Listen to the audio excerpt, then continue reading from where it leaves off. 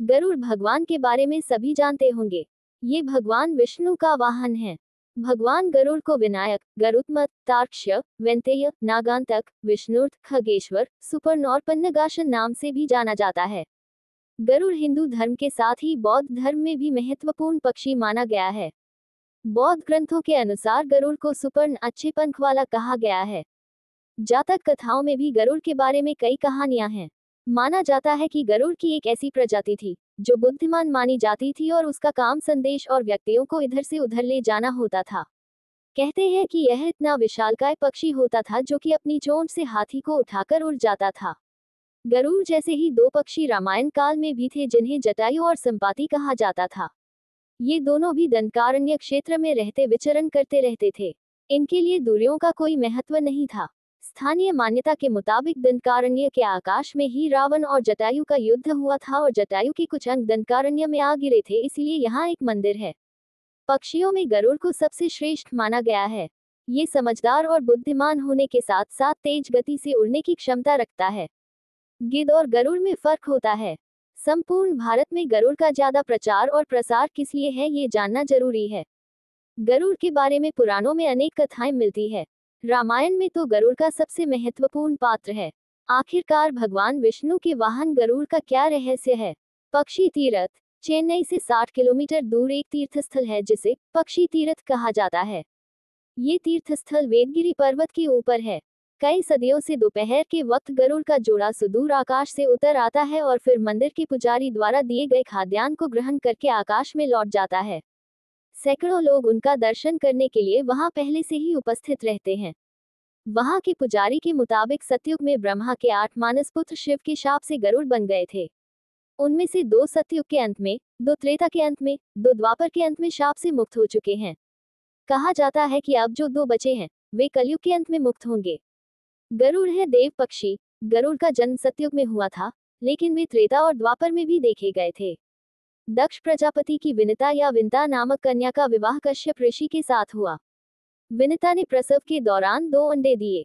एक से अरुण का और दूसरे से गरुड़ का जन्म हुआ। अरुण तो सूर्य के रथ के सारथी बन गए तो गरुड़ ने भगवान विष्णु का वाहन होना स्वीकार किया। संपाति और जटायु इन्हीं अरुण के पुत्र थे। बचपन में संपाति और जटायु ने सूर्य मंडल को स्पर्श करने के उद्देश्य से लंबी उड़ान भरी। सूर्य के असह्य तेज से व्याकुल होकर जटायु तो बीच से लौट आए, किंतु संपाति उड़ते ही गए। सूर्य के निकट पहुंचने पर सूर्य के ताप से संपाति के पंख जल गए और वे समुद्र तट पर गिरकर चेतनाशून्य हो गए। चंद्रमा नामक मुनि ने उन पर दया करके उनका उपचार किया और त्रेता में श्री सीता जी की खोज करने वाले वानरों के दर्शन से पुनः उनके पंख जमने का आशीर्वाद दिया। सतयुग में देवताओं से युद्ध। पुराणों में भगवान गरुड़ के पराक्रम के बारे में कई कथाओं का वर्णन मिलता है। कहते हैं कि उन्होंने देवताओं से युद्ध करके उनसे अमृत कलश छीन लिया था। दरअसल ऋषि कश्यप की कई पत्नियां थीं जिनमें से 2 वनिता और कद्रू थी। ये दोनों ही बहनें थीं जो एक दूसरे से ईर्ष्या रखती थी। दोनों के पुत्र नहीं थे तो पति कश्यप ने दोनों को पुत्र के लिए एक वरदान दे दिया। वनिता ने 2 बलशाली पुत्र मांगे जबकि कद्रू ने 1000 सर्प पुत्र रूप में मांगे जो कि अंडे के रूप में जन्म लेने वाले थे। सर्प होने के कारण कद्रू के 1000 बेटे अंडे से उत्पन्न हुए और अपनी मां के कहे अनुसार काम करने लगे। दोनों बहनों में शर्त लग गई थी कि जिसके पुत्र बलशाली होंगे हारने वाले को उसकी दास्ता स्वीकार करनी होगी। इधर सर्प ने जो जन्म ले लिया था लेकिन वनिता के अंडों से अभी कोई पुत्र नहीं निकला था। इसी जल्दबाजी में वनिता ने एक अंडे को पकने से पहले ही फोड़ दिया। अंडे से अर्धविकसित बच्चा निकला जिसका ऊपर का शरीर तो इंसानों जैसा था लेकिन नीचे का शरीर अर्धपक्व था। इसका नाम अरुण था। अरुण ने अपनी मां से कहा कि पिता के कहने के बाद भी आपने धैर्य खो दिया और मेरे शरीर का विस्तार नहीं होने दिया, इसलिए मैं आपको श्राप देता हूं कि आपको अपना जीवन एक सेवक के तौर पर बिताना होगा। अगर दूसरे अंडे में से निकला उनका पुत्र उन्हें इस श्राप से मुक्त न करवा सका तो वह आजीवन दासी बनकर रहेंगी। भय से विंता ने दूसरा अंडा नहीं फोड़ा और पुत्र के शाप देने के कारण शर्त हार गई और अपनी छोटी बहन की दासी बनकर रहने लगी। बहुत लंबे काल के बाद दूसरा अंडा फूटा और उसमें से विशालकाय गरुड़ निकाला जिसका मुख पक्षी की तरह और बाकी शरीर इंसानों की तरह था। हालांकि उनकी पसलियों से जुड़े उनके विशालकाय पंख भी थे। जब गरुड़ को ये पता चला कि उनकी माता तो उनकी ही बहन की दासी है और क्यों है ये भी पता चला, तो उन्होंने अपनी मौसी और सर्पों से इस दासत्व से मुक्ति के लिए उन्होंने शर्त पूछी। सर्पों ने विंता की दास्ता की मुक्ति के लिए अमृत समुद्र मंथन से निकला अमृत मांगा। अमृत लेने के लिए गरुड़ स्वर्गलोक की तरफ तुरंत निकल पड़े। देवताओं ने अमृत की सुरक्षा के लिए 3 चरणों की सुरक्षा कर रखी थी। पहले चरण में आग की बड़े पर्दे बिछा रखे थे, दूसरे में घातक हथियारों की आपस में घर्षण करती दीवार थी और अंत में 2 विषैले सर्पों का पहरा। वहां तक भी पहुंचने से पहले देवताओं से मुकाबला करना था। गरुड़ सबसे भिड़ गए और देवताओं को बिखेर दिया। तब गरुड़ ने कई नदियों का जल मुख में ले पहले चरण की आग को बुझा दिया। अगले पथ में गरुड़ ने अपना रूप इतना छोटा कर लिया कि कोई भी हथियार उनका कुछ न बिगाड़ सका और सांपों को अपने दोनों पंजों में पकड़कर उन्होंने अपने मुंह से अमृत कलश उठा लिया और धरती की ओर चल पड़े। लेकिन तभी रास्ते में भगवान विष्णु प्रकट हुए और गरुड़ के मुंह में अमृत कलश होने के बाद भी उसके प्रति मन में लालच न होने से खुश होकर गरुड़ को वरदान दिया कि वो आजीवन अमर हो जाएंगे। तब गरुड़ ने भी भगवान को एक वरदान मांगने के लिए बोला तो भगवान ने उन्हें अपनी सवारी बनने का वरदान मांगा। इंद्र ने भी गरुड़ को वरदान दिया कि वो सांपों को भोजन रूप में खा सकेगा। इस पर गरुड़ ने भी अमृत सकुशल वापसी का वादा किया। अंत में गरुड़ ने सर्पों को अमृत सौंप दिया और भूमि पर रखकर कहा कि यह रहा अमृत कलश। मैंने यहाँ इसे लाने का अपना वादा पूरा किया और अब यह आपके सुपुर्द हुआ, लेकिन इसे पीने के पहले आप सभी स्नान करें तो अच्छा होगा। जब वे सभी सर्प स्नान करने गए तभी वहां अचानक से भगवान इंद्र पहुंचे और अमृत कलश को वापस ले गए। लेकिन कुछ बूंदें भूमि पर गिर गई जो घास पर ठहर गई थी। सर्प उन बूंदों पर झपट पड़े, लेकिन उनके हाथ कुछ न लगा। इस तरह गरुड़ की शर्त भी पूरी हो गई और सर्पों को अमृत भी नहीं मिला। त्रेता युग में जब रावण के पुत्र मेघनाथ ने श्रीराम से युद्ध करते हुए श्रीराम को नागपाश से बांध दिया था, तब देवर्षि नारद के कहने पर गरुड़ ने नागपाश के समस्त नागों को खाकर श्रीराम को नागपाश के बंधन से मुक्त कर दिया था। भगवान राम के इस तरह नागपाश में बंध जाने पर श्रीराम के भगवान होने पर गरुड़ को संदेह हो गया था। गरुड़ का संदेह दूर करने के लिए देवर्षि नारद उन्हें ब्रह्मा जी के पास भेज देते हैं। ब्रह्मा जी उनको शंकर जी के पास भेज देते हैं। भगवान शंकर ने भी गरुड़ को उनका संदेह मिटाने के लिए काकभूषुंडी जी नाम के एक कौवे के पास भेज दिया। अंत में काकभूषुंडी जी ने राम के चरित्र की पवित्र कथा सुनाकर गरुड़ के संदेह को दूर किया। लोमश ऋषि के शाप के चलते काकभूषुंडी कौवा बन गए थे। लोमश ऋषि ने शाप से मुक्त होने के लिए उन्हें राम मंत्र और इच्छा मृत्यु का वरदान दिया। कौवे के रूप में ही उन्होंने अपना संपूर्ण जीवन व्यतीत किया। वाल्मीकि से पहले ही काकभूषुंडी ने रामायण गरुड़ को सुना दी थी। इससे पूर्व हनुमान जी ने संपूर्ण रामायण पाठ लिखकर समुद्र में फेंक दी थी। वाल्मीकि श्रीराम के समकालीन थे और उन्होंने रामायण तब लिखी जब रावण वध के बाद राम का राज्याभिषेक हो चुका था। हनुमान जी ने तोड़ दिया था गरुड़ का अभिमान। भगवान श्री कृष्ण को विष्णु का अवतार माना जाता है। विष्णु ने ही राम के रूप में अवतार लिया और विष्णु ने ही श्री कृष्ण के रूप में। श्री कृष्ण की 8 पत्नियां थीं, रुक्मणी, जाम्बवंती, सत्यभामा, कालिंदी, मित्रबिंदा, सत्या, भद्रा और लक्ष्मणा। इसमें से सत्यभामा को अपनी सुंदरता और महारानी होने का घमंड हो चला था, तो दूसरी ओर सुदर्शन चक्र खुद को सबसे शक्तिशाली समझता था और विष्णु वाहन गरुड़ को भी अपने सबसे तेज उड़ान भरने का घमंड था। एक दिन श्री कृष्ण अपनी द्वारिका में रानी सत्यभामा के साथ सिंहासन पर विराजमान थे और उनके निकट ही गरुड़ और सुदर्शन चक्र भी उनकी सेवा में विराजमान थे। बातों ही बातों में रानी सत्यभामा ने व्यंग्यपूर्ण लहजे में पूछा, हे प्रभु, आपने त्रेतायुग में राम के रूप में अवतार लिया था, सीता आपकी पत्नी थी, क्या वे मुझसे भी ज्यादा सुंदर थीं? भगवान सत्यभामा की बातों का जवाब देते उससे पहले ही गरुड़ ने कहा, भगवान, क्या दुनिया में मुझसे भी ज्यादा तेज गति से कोई उड़ सकता है?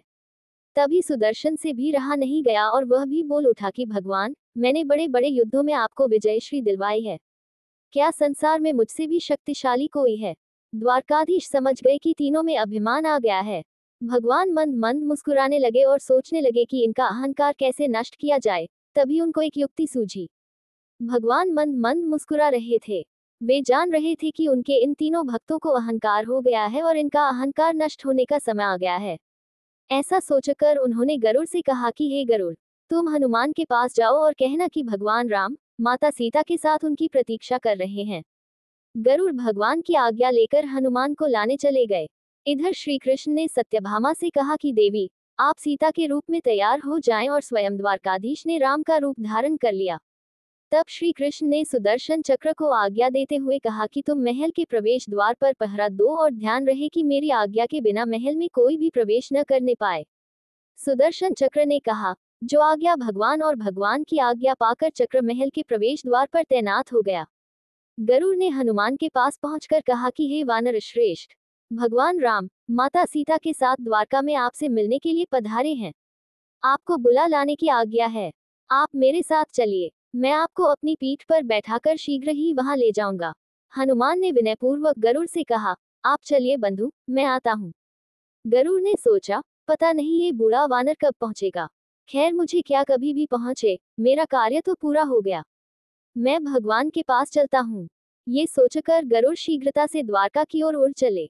लेकिन ये क्या, महल में पहुंचकर गरुड़ देखते हैं कि हनुमान तो उनसे पहले ही महल में प्रभु के सामने बैठे हैं। गरुड़ का सिर लज्जा से झुक गया।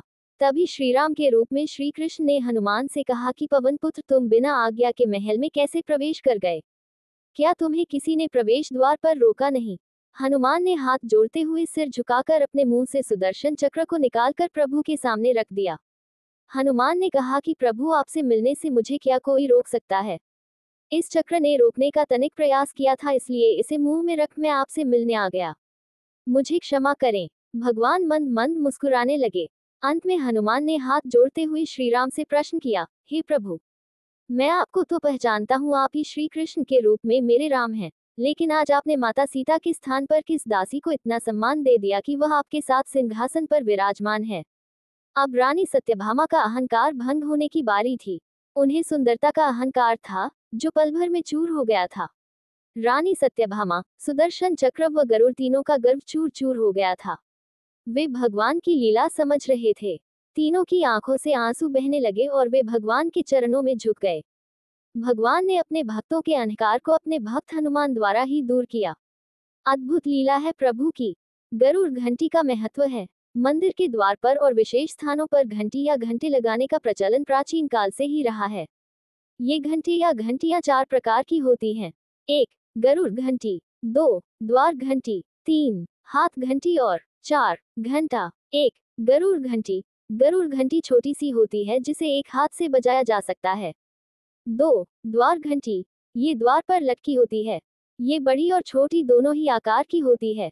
3. हाथ घंटी, पीतल की ठोस एक गोल प्लेट की तरह होती है जिसको लकड़ी के एक गद्दे से ठोककर बजाते हैं। 4. घंटा, ये बहुत बड़ा होता है, कम से कम 5 फुट लंबा और चौड़ा। इसको बजाने के बाद आवाज कई किलोमीटर तक चली जाती है। हिंदू, बौद्ध, जैन और सिख घरों में आपको गरुड़ घंटी मिल जाएगी। हिंदू और जैन घरों में तो यह विशेष तौर पर गरुड़ के आकार की ही होती है। छोटी और बड़ी सभी आकार की यह घंटी मिल जाएगी। गरुड़ ध्वज, महाभारत में गरुड़ ध्वज था। प्राचीन मंदिरों के द्वार पर एक ओर गरुड़ तो दूसरी ओर हनुमान जी की मूर्ति आवेष्टित की जाती रही है। घर में रखे मंदिर में गरुड़ घंटी और मंदिर के शिखर पर गरुड़ ध्वज होता है। गरुड़ भारत का धार्मिक और अमेरिका का राष्ट्रीय पक्षी है। भारत के इतिहास में स्वर्ण युग के रूप में जाना जाने वाले गुप्त शासकों का प्रतीक चिन्ह गरुड़ ही था। कर्नाटक के होयसल शासकों का भी प्रतीक गरुड़ था। गरुड़ इंडोनेशिया, थाईलैंड और मंगोलिया आदि में भी सांस्कृतिक प्रतीक के रूप में लोकप्रिय है। इंडोनेशिया का राष्ट्रीय प्रतीक गरुड़ है। वहां की राष्ट्रीय एयरलाइंस का नाम भी गरुड़ है।